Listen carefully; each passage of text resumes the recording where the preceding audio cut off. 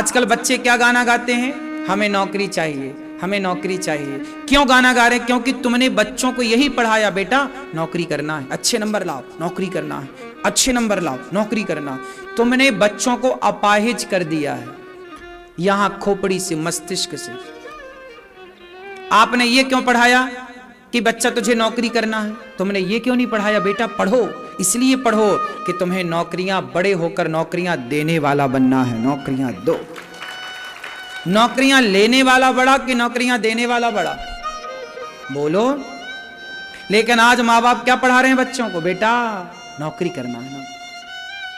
तुम्हें लग नहीं रहा, तुमने अपने, आज जितने बच्चों को नौकरी नहीं मिल रही है ना, कुछ बच्चे उनमें से आत्महत्या कर लेते हैं।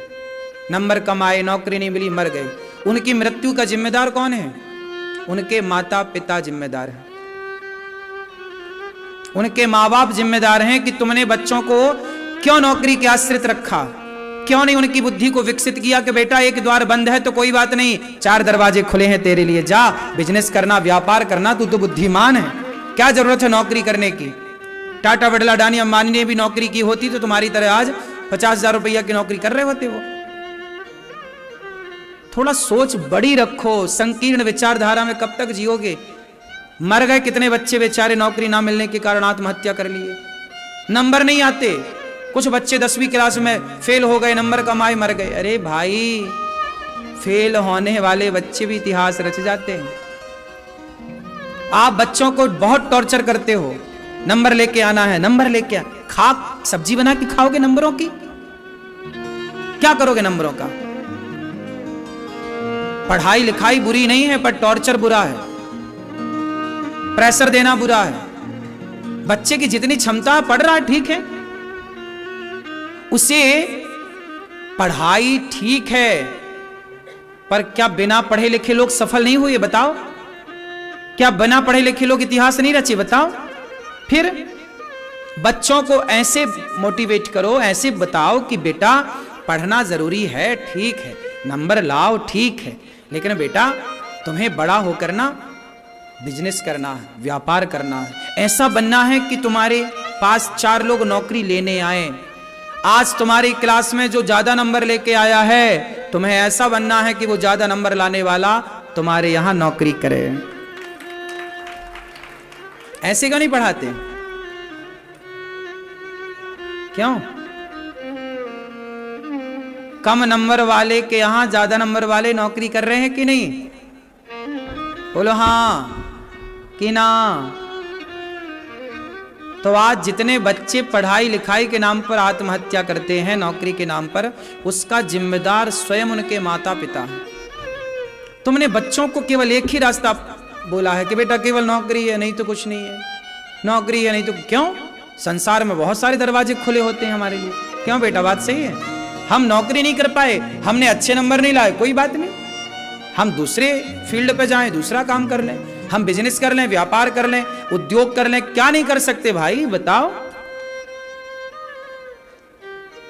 कितने रास्ते खुले। क्या नहीं कर रहा है आज का आदमी? अनपढ़ आदमी, कितने लोग आज भी बाजार में ऐसे बैठे हैं जो बड़े बड़े बिजनेसमैन हैं, पर उनको अच्छे से पढ़ना लिखना नहीं आता, लेकिन बहुत सफल व्यापारी बने। काम का उनके घर में पढ़े लिखे सीए 10-10 सीए काम कर रहे हैं। पढ़े लिखे लोग तो पैसों में मिल जाते हैं, पागल, खोपड़ी है, बुद्धि है, तो पढ़े लिखे लोग तो पैसे मिल जाएंगे। हम कितने चाहिए पढ़े लिखे लोग, बताओ, पैसे में आ जाएंगे। 50,000 रुपया महीना ढेर मिल जाएंगे। पढ़ाई लिखाई की वैल्यू से ज्यादा खोपड़ी, मस्तिष्क, बुद्धि की वैल्यू है। कई बार अनपढ़ आदमी पढ़े लिखों को चलाता है, नहीं चलाता। फिर तो ये सब पाठ काहे नहीं पढ़ाते बच्चों को? मरने पे मजबूर कर देते हैं माँ बाप बच्चों को, इतना टॉर्चर, नंबर लाना है, नंबर लाना है, खाओ नंबर खाओ। क्या करोगे नंबर का? क्यों? आजकल बच्चों का बचपन खत्म हो गया, ना बच्चों को खेलने का समय है, ना कूदने का समय, बस दिन भर झोला उठाए भागते, स्कूल भागते, कोचिंग भागते, खेलने खाने। आप लोग जितना खेलते थे ना, अब आज के बच्चे उतना नहीं खेल रहे हैं। तुमने बचपन गवा दिया बच्चों का पढ़ाई के नाम पे। ना बच्चों के खेलने का टाइम है, ना घूमने का टाइम है। क्यों? पढ़ाई बुराई नहीं है, पढ़ना चाहिए, खूब पढ़ना चाहिए, लेकिन पढ़ाई कर चाहिए नहीं कि सिर्फ पढ़ाई हम करेंगे तो ही हम सफल होंगे, हमारे नंबर ज़्यादा आएंगे तो ही हम सफल होंगे। हमारे नंबर कम आए कोई बात नहीं, फेल हो गए हम कक्षा में तो भी कोई बात नहीं, फेल होने वाले के घर में भी पास होने वाले काम कर रहे हैं। बात सही है। फिर बच्चों को वो पढ़ाओ जिस पढ़ाई से उनका लोक परलोक संवर जाए। बच्चों को आप क्या पढ़ाओ? धर्म पढ़ाओ। बेटा धर्म क्या है? आजकल पढ़े लिखे तो हैं बच्चे, चरित्रहीन हो गए पढ़ लिख कर। बच्चों को धर्म पढ़ाओ। बेटा धर्म क्या है? चरित्रवान बनना है, समाज की सेवा करना है। सबसे अधिक पढ़ा लिखा आप किसे मानते हैं? बताओ, सबसे ज्यादा पढ़ा लिखा कौन? रावण ज्यादा पढ़ा लिखा कि राम ज्यादा पढ़े लिखे? बोलो बोलो। डिग्रियां देखोगे तो डिग्रियां रावण की ज्यादा है। रावण ज्यादा पढ़ा लिखा था लेकिन राम से हार गया। राम तो कम ही पढ़े लिखे थे रावण के आगे। वो अलग विषय है कि राम भगवान है, पर सामान्य दृष्टि से देखा जाए तो रावण ज्यादा विद्वान था। इसलिए तो कथा ये भी आती है कि राम जी ने लक्ष्मण जी से कहा कि जाओ इससे कुछ सीख लो।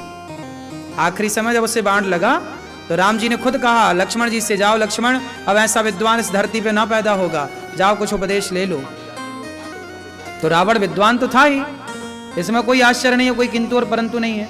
लेकिन वो विद्वान होने के बाद भी आचरण कैसा था उसका? मायने ये नहीं रखता कि आप पढ़े लिखे कितने हैं, मायने रखता कि आपका आचरण कैसा है, व्यवहार कैसा है। राम कम पढ़े लिखे थे पर आचरण व्यवहार अच्छा है, पूजा होती है। रावण ज्यादा पढ़ा लिखा था पर भी पुतले जलाए जाते हैं। तो हम बहुत पढ़े लिखे हैं पर हमारा आचरण व्यवहार गलत है, तो क्या करेगी पढ़ाई? आप बहुत पढ़े लिखे हैं लेकिन अपने बाप का सम्मान नहीं करते। आप बहुत पढ़े लिखे हैं, अपनी माँ का आदर नहीं करते। हम थोड़ा कम पढ़े लिखे हैं पर माँ की आरती उतारते हैं। बताओ समाज में किन बच्चों की जरूरत है जो पढ़ लिख कर माँ बाप का अनादर करें या कम पढ़े लिखे होकर के भी माँ बाप का सम्मान करें?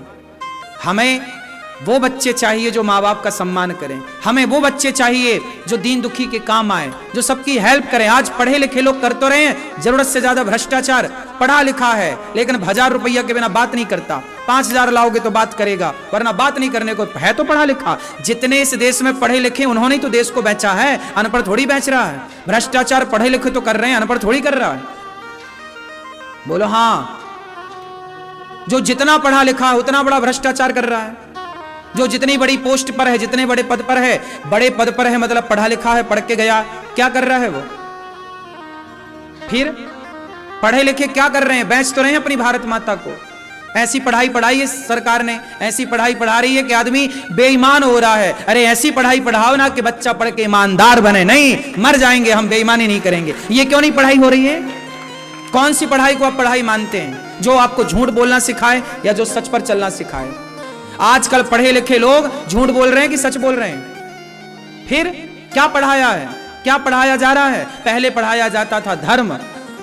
पहले का आदमी हरिश्चंद्र जैसा होता था, मर गया बिक गया पर धर्म नहीं छोड़ा, सत्य नहीं छोड़ा, प्राण जाए पर वचन न जाए। और आजकल का आदमी तो पैसे के लिए कपड़े, बॉलीवुड क्या कर रहा है? नंगा घूम रहा है बॉलीवुड। पैसे के चक्कर में कपड़े उतार के घोड़े ने फोटो खिंचवाई। बोलो हाँ। फिर ये तो पैसे के लिए नंगे होने को तैयार हैं। ये पढ़े लिखे लोग प्रचार कर रहे हैं, दाने दाने में केसर का दम।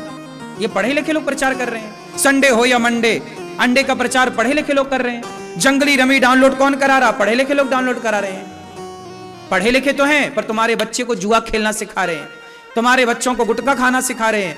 मुझे पीने का शौक नहीं, पीता हूं गम भुलाने को। पढ़े लिखे तो हैं, ये तुम्हारे बच्चे को शराब पीना सिखा रहे हैं। आग लगे ऐसी पढ़ाई में जो तुम्हें झूठा बना दे। हम कम पढ़े लिखे हैं पर सच के राह पर चलते हैं। आप भी अपने बच्चों को सच की पढ़ाई पढ़ाना। बेटा मर जाना अच्छा है, झूठ काहे बोलना यार, सच बोल के जिएंगे हम। क्यों मेरी माँ क्या बोलती तू? सच बोलना है। और आज की पढ़ाई क्या सिखा रही है? बोलो, झूठ सिखा रही है कि नहीं? आजकल के बच्चे स्कूल जाते हैं, झूठ बोलना सीख जाते हैं। क्या मजाल, पहले का बच्चा झूठ नहीं बोलता था। पहले लोग झूठ बोलने से डरते थे। पहले लोग 1 लाख रुपया देने के बाद भी झूठी गवाही नहीं देते थे। आजकल तो आदमी 1 कप चाय में झूठी गवाही दे दे, यार तुमने चाय पिलाई, चलो हम तुम्हारे लिए झूठ बोलते हैं।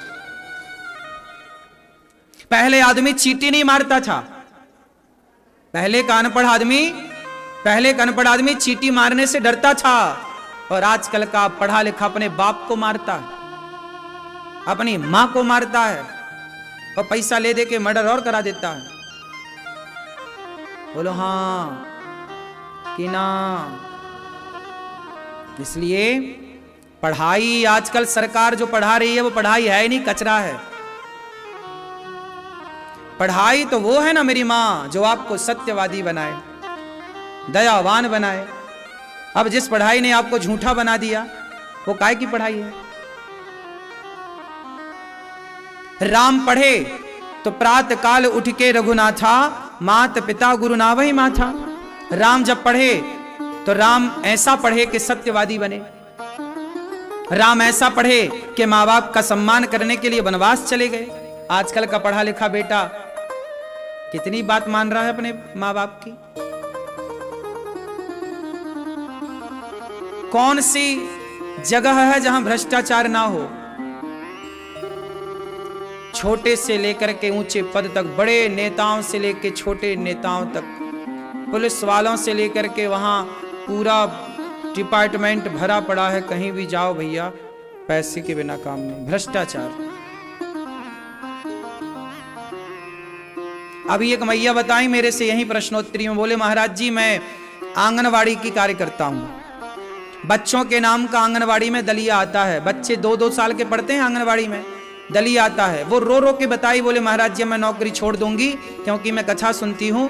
बोली कि महाराज हमारे जो बड़ा अधिकारी है वो बच्चों के नाम का दलिया आता है तो वो कहता है कि हमें 10 किलो दलिया हमें दो पहले। सोचो बच्चों के दलिया खा रहे हैं ये एक एक। अब उन जो बड़ा आप होता है ना उसके अंडर में ऐसे 50 आंगनवाड़ी आते हैं, तो 50 आंगनवाड़ी केंद्र से उसने 10-10 किलो दलिया लिया, तो सोचो कि 50 गुणा 10 कर लो, फिर वो दलिया बेच देता होगा उसके बड़े अधिकारियों को थोड़ा थोड़ा पैसा, बोले सबको बढ़ता है ये पैसा।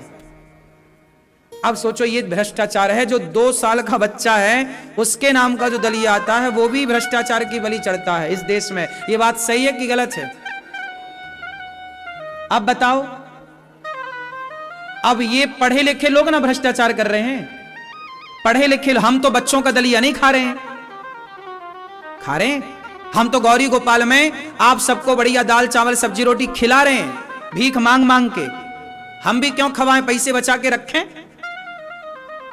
लेकिन हमने झूठ की पढ़ाई नहीं पढ़ी ना, हमने सच की पढ़ाई पढ़ी, इसलिए सेवा कर रहे हैं। हम भी झूठ पढ़े होते तो हम भी काहे को करते, पैसे बचाते। अंतर है साहब पढ़ाई में। आप लोगों ने मेरे से, मैं आपको मैं बताऊं, मैं केवल 10वीं तक पढ़ा हूं। ये दास अनिरुद्ध, हम सिर्फ 10वीं तक पढ़े हैं, उसके आगे नहीं पढ़े। हम 10वीं तक पढ़ के ही समझ गए कि ये पढ़ाई हमारे मतलब की नहीं है। हमने अपने पिताजी से बोल दिया कि हमें वृंदावन ले चलो, हम भागवत पढ़ेंगे। हमारे पिताजी 1 साल तक नहीं लाए, बोले नहीं तुम पढ़ो, हम तुम्हें नहीं ले जाएंगे। हम 1 साल तक गैया चराते रहे पर हम पढ़े नहीं। हमने कहा भागवत ही पढ़ेंगे। भागवत जी पढ़ना था, बिहारी जी को ये सब सेवाएं करानी थी, इसलिए हमने वो पढ़ाई को हाथ जोड़ा और ये पढ़ाई पढ़ने स्टार्ट की। भागवत जी पढ़े, पुराण पढ़े, वेद पढ़े, जो पढ़े, आध्यात्म की पढ़ाई जो हमारी वैदिक पढ़ाई थी वो पढ़ी। आज गौरी गोपाल गुरुकुल में 150 बच्चे पढ़ रहे हैं। क्यों पढ़ रहे हैं? क्योंकि हम ईमानदारी से काम कर रहे हैं। बेईमान होते तो आज गौरी गोपाल गुरुकुल में जाओ, बच्चों को देखो, उनके रहने की खाने की कैसी व्यवस्थाएं। सारे बच्चों को रात को 1-1 गिलास दूध मिलता है, सुबह नाश्ता मिलता है, दोपहर के भोजन मिलता है। हम तो उनका दूध की कटाई नहीं कर रहे हैं कि दूध काहे पिलाएं, और उनके माँ बाप से 1 रुपया नहीं लेते, पैसा नहीं लेते 1 रुपया। क्या जरूरत थी हमें? अब 150 बच्चों को, ये बच्चों को कल हम ले गए थे सब भक्तों को दर्शन कराने गुरुकुल का, कि चलो दर्शन करो। तो आप भी गौरी गोपाल गुरुकुल का दर्शन करिएगा। बच्चे पढ़ते हैं, निःशुल्क उनका खाना पीना रहना। हम आप लोगों से भीख मांग मांग के सब सेवाएं करते हैं। हमारे मन में भी पाप होता तो क्या जरूरत थी गुरुकुल खोलने की? 4 से 5 लाख रुपया खर्चा है महीने का, 5 लाख रुपया महीने का खर्चा है केवल गुरुकुल का। 5 लाख रुपया तो कहीं नहीं गया महीने का, खाना पीना रहना और जो आचार्यों की फीस इत्यादि सब पढ़ाने के लिए पैसा तो देना ही पड़ता है, जिनको रखेंगे पढ़ाने के लिए। 50-50 हजार रुपया महीना देता हूं मैं एक आचार्य को पढ़ाने का। पूरे भारत में कहीं पे भी सरकार पहले वर्ष में 50,000 रुपए किसी शिक्षक की तनख्वाह नहीं देती, लेकिन गौरी गोपाल गुरुकुल में पहले वर्ष से ही हम 50,000, क्योंकि उच्च कोटि के शिक्षक लाए हैं, अच्छी क्वालिटी के हैं, पढ़ाएंगे तो उसका बच्चों को परिणाम मिलेगा। 5 लाख रुपए महीने का कम से कम खर्चा, ज्यादा से ज्यादा तो अभी और।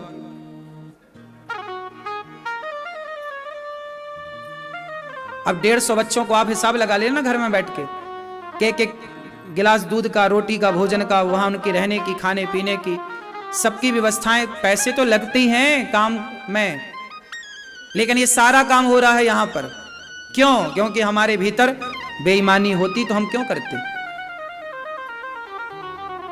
हम भी 2-4 बच्चे ही रखते कि देखो जी 2-4 बच्चे पढ़ रहे हैं, नहीं, पूरा प्रॉपर बच्चों की सब व्यवस्थाएं, एक गुरुकुल जैसा गुरुकुल है।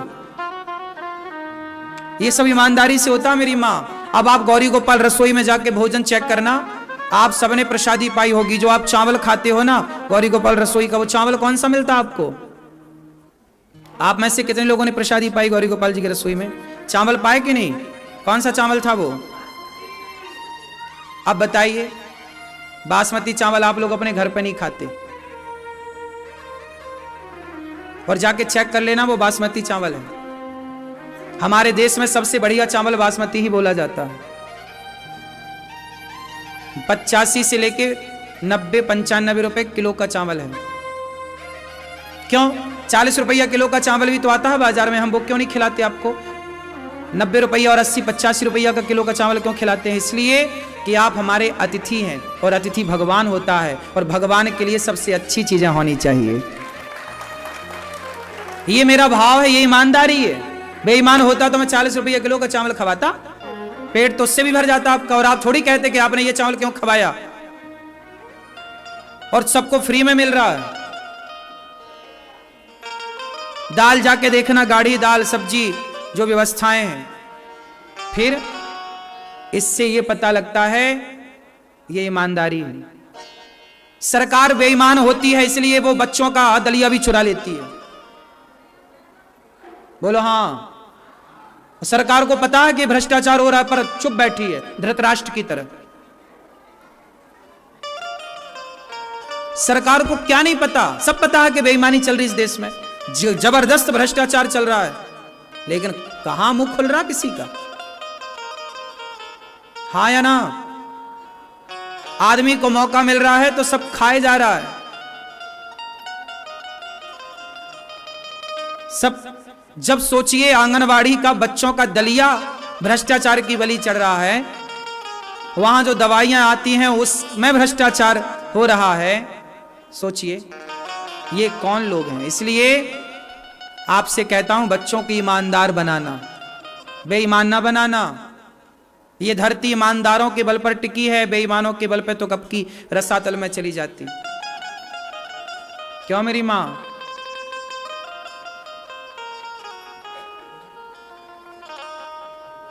गौरी गोपाल आश्रम में माताएं रहती हैं, 290 माताएं। ईमानदारी से उन मां की सेवा करता हूं, उन मां को कोई दवाई की कमी ना हो, उन मां को कोई चीज की कमी ना हो।